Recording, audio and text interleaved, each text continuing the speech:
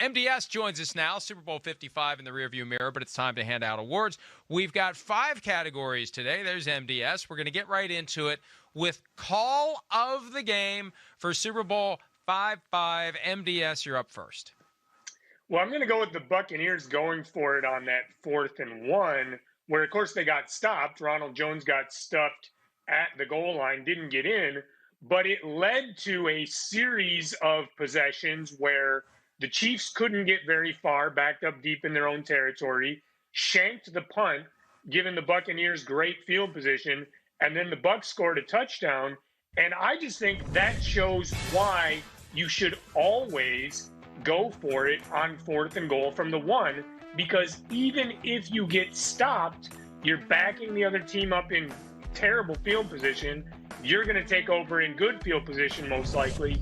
In the long run, playing the field position game, it works to go for it on 4th and goal from the 1. Yes, with the touchdown the Bucs had right before the end of the first half, I just thought that was huge. 10 seconds left, no timeouts. They're at the 1-yard line, and you say, all right, well, they trust Tom Brady. But I thought back to that Patriots-Chiefs game in early October, and the Chiefs had the ball they were at the Chiefs 13. The Patriots were. They were trailing 6-3, and Brian Hoyer takes that sack of Frank Clark. They get no points out of it. That was huge. You trust Tom Brady. AB runs the wrong route. They still get the touchdown. Now it's 21-6 at the half. That was huge. Almost exactly what they did in the NFC Championship game against the Packers. Scotty Miller scores with 1 second left, and they're up 21-10. Both of those games were over at halftime, Mike. And setting the stage for that touchdown by Antonio Brown was the Scotty Miller-type call, sending Mike Evans deep with 44-24. It was 44 seconds, I think. 24 seconds. After they got the first down, the clock was running. The Chiefs had taken those 2 timeouts. They send Mike Evans deep, and he draws the pass interference foul from Rashad Breeland. I think there was a little bit of acting, not a ton. It wasn't a full-blown soccer flop, but there was some embellishment as Mike Evans went to the ground. He drew the flag, and it set the Buccaneers up where they could get it into the end zone. And there is a huge difference in my mind between 17-6 and 21-6, and definitely a huge difference between 21 and 14. If the Bucs don't score on that drive, and they were aided by the 2 timeouts taken by the Chiefs, if they don't score on that drive, Chiefs get the ball first to start the second half. 1 drive down the field, 2-point conversion if they choose to do it then, makes it 14-all, and we got a brand new ball game. All right, next, X Factor for Super Bowl 55. MDS, who you got? Well, I have Tristan Wirfs, the rookie offensive tackle, who was so good in this game, but really good throughout the season and the playoffs, and I don't think got enough credit. And in fact, I'll go so far as to say, if we were doing Offensive Rookie of the Year voting right now, including the playoffs, I think I would take Tristan Wirfs over either Justin Herbert or Justin Jefferson, of course, neither of whom got a chance to bolster their resumes in the playoffs. Herbert and Jefferson were the only 2 players who got any Offensive Rookie of the Year votes, but Wirfs was just outstanding. He was great in the Super Bowl, very good all season long, especially as a pass blocker, and I really thought deserved more credit than he got for how well the Buccaneers offense played in Super Bowl Sunday. I'm going to go with Byron Leftwich, MDS, and we saw it in the clip to open the show. Somebody thought he was Todd Bowles. Todd Bowles is getting all the love, and rightfully so, for holding the Chiefs to 9 points. But I think we need to at least throw a bouquet the way of Byron Leftwich, because he was fantastic in calling this game. 31 points, 340 yards. And, you know, if the hiring process, Mike, had begun this week, as a lot of people have proposed pushing it back, the Bucs may be looking for 2 new coordinators this week.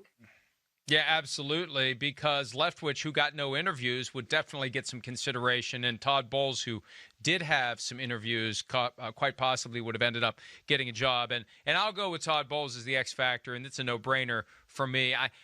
What he did to deviate from the game plan that failed in Week 12, using a game plan and getting his guys in the right mindset to implement the game plan in the Super Bowl, and will put him on that short list for next year. The question is, if the Buccaneers should regress next year, if the Buccaneers end up 7-9, Nate, I'm just saying, we don't know what's going to happen from one year to the next. If they don't make the playoffs, or if they're just one and done or something like that, don't win the division, just aren't what they were this year, will people just assume that all of a sudden Todd Bowles doesn't know how to coach? It really is amazing how timing, how positioning yourself at the right moment gets you a job when, a down year, well, the guy that we thought was a genius in February now isn't a genius in late December. It's kind of strange how that works. But Bowles, for me, was the key to that victory for the Tampa Bay Buccaneers. All right, stat of the game, MDS, you're up.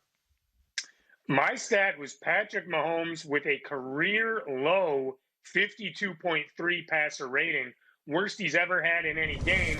And, he was just running for his life all game long. He didn't get a lot of help from his wide receivers. He struggled in this game like no other game since he's been in the NFL.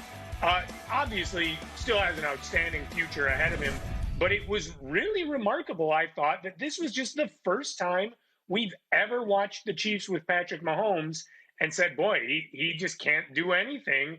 They've got him in this game. It speaks to what you said of Todd Bowles having such a good game, and also just it was just a down game all around for that Chiefs offense. I'm going to go with a 22-point margin of victory for the Bucs in this game. And if you go back to Tom Brady's previous 6 Super Bowl wins, not surprisingly, I'm a journalist, so my math wasn't that good yesterday. I forgot the 10-point win that Tom Brady had over the Rams. So his previous margin of victory for the 6 games was actually 29 points, not 19, as I said yesterday, but it was still close. 29 points for those 6, 22 for this one. The previous blowout was the 10-point margin of victory over the Rams. They'd all been close Super Bowls, Mike, until this one for Tom Brady. This one was not close. I could have swore in one of those photos, Jackie, who is a Patriots fan, what in the world's going on here? All right. Never mind. Apologize. I'm getting a phone call. I thought I had my ringer off. All right. Next one for me. The Patrick Mahomes stat of the yardage that he ran or mileage that he ran behind the line of scrimmage before throwing the ball or getting sacked. This came from Next Gen Stats, and it came to our attention from Seth Walder. 497 yards before his passes or sacks in the Super Bowl. Just amazing, and it was the highest of the season. Second place was 495 by Mahomes in Week 5 against the Raiders, another game that the Chiefs lost. But with that bad toe, to run that far before throwing the ball or getting sacked, incredible that he was able to do it and do it as well as he was. All right, missed opportunity time, Super Bowl 55, MDS, go. Well, the Chiefs kicked a field goal on 4th and goal just a minute before halftime, and I think that was a big mistake. They should have gone for it there, because if you score a touchdown, you're right back in the game. Even if you fail to convert, you're going to pin the Buccaneers deep. They probably play it safe and just go into halftime there. Instead, after the Chiefs kicked the field goal, the Buccaneers got a good return on the ensuing kickoff, marched right down the field, scored a touchdown before halftime, ended up extending their lead by 4 points compared to where it was before the Chiefs kicked that field goal. And, I mentioned earlier, I liked Bruce Arians going for it on a 4th down, even though he didn't do it, even though he didn't get it. This is a time when I don't like Andy Reid kicking the field goal, even though the field goal was good. In that situation, they really should have gone for it on 4th down.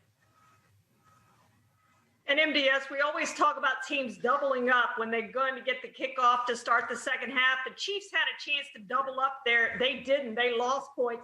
They come out to open the second half, and they settle for another field goal.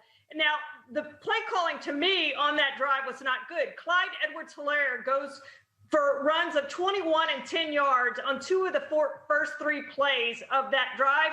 They don't give him the ball again. They stall out. They kick the field goal. Huge difference there, too, that they get the field goal and not the touchdown. Yeah, and look, another decision that was a missed opportunity for the Chiefs. We talked about this earlier on that last Buccaneers drive. And when the Buccaneers got the ball back with 1:05 to go, I figured what are they going to do? Run the ball a couple of times. You're too far away from the end zone. Surely they're not going to try to drive down the field and score. And then Kansas City starts calling timeouts. First down, I get it. Leonard Fournette went nowhere. Take the timeout. Maybe you get a chance to get the ball back and do the Bill Belichick double dip, get a score near the end of the half, and score to start the third quarter. But when they gain 8 yards on the second down play and make it 3rd and 2, and the Chiefs take the timeout, that's starting to make me a little more nervous. And what happened? They get the first down. Boom, the ball goes down the field to Mike Evans, the play we talked about earlier, and one domino falls after another. And the next thing you know, the Buccaneers are up 21-6 going into the half. All right. Another category, a special category for this one, because Tom Brady was named the MVP of the game. We have decided to name the real MVP of the game because all three of us agree that it shouldn't have been Tom Brady. MDS, who do you think it should have been? Well, I really liked the game turned in by Vita Vea, who we weren't even expecting to see again when he broke his leg in October, but he was outstanding, and he had the kind of impact that doesn't show up much in the stats. He's not the guy who gets a lot of sacks, gets a lot of tackles for loss, but what he is the guy who can just push a center or a guard straight back into Patrick Mahomes' face. I thought there were a lot of plays when Patrick Mahomes, the reason he escaped the pocket, as you mentioned, having to run around so much behind the line, I thought Vita Vea was the guy who got the first push that made Patrick Mahomes say, okay, I can't stand in the pocket. I got to make a play with my legs here. And that was just the theme of the game, that inside pressure was really getting to Patrick Mahomes. I thought Vita Vea, for a guy who we thought was done for the season, coming back and making that kind of impact was very impressive. Well, let me just say first, I know what it feels like now to be Florio, to pick third like he did the whole entire year. You get the scraps, right? So I would have voted for one of the two guys. If I had an MVP vote, which I have before, I would have voted for one of the two guys that you guys have. But I did think that there were 11 players in that defense that you could have picked. And Antoine Winfield had a great game when you consider what they did in Week 12 against Patrick Mahomes, giving up 462 yards. They come back in this game, give up 270 to Mahomes, and intercept him twice, and he had one of those interceptions. And I think we need a shout-out, too, to Levante David for the job that he did on Travis Kelce. That was just a great defensive performance, Mike, that the Buccaneers had all the way across the line. And you had your chance. You had your opportunity. There was a grace period. You had to go out for your 1-hour walk in the 22-degree wind chill that, we MDS and I really feel sorry for you, given that, like MDS said, he would kill for a 22-degree wind chill right now in Chicago. Devin White was my choice. I tweeted it during the game. Devin White should be the MVP. It wasn't going to happen, but he was the guy that and also, if they did it like they do it in hockey, where it's a full postseason MVP, is it the Conn Smythe? Is that the trophy? Yeah. Something tells me it is. It is the Conn Smythe. Blind squirrel eats acorn. But it would have been Devin White, right? For the full playoffs, it was Devin White. And I wish that he would have gotten more consideration. I don't know how much he ultimately got, but it's Tom Brady, and he had 3 touchdown passes. It's hard to overcome that without at least a pick six or a fumble recovery for a touchdown. All right, MDS, great stuff. Hi, I'm Mike Tirico, and thanks for watching. Make sure to hit subscribe for the latest news and highlights from NBC Sports.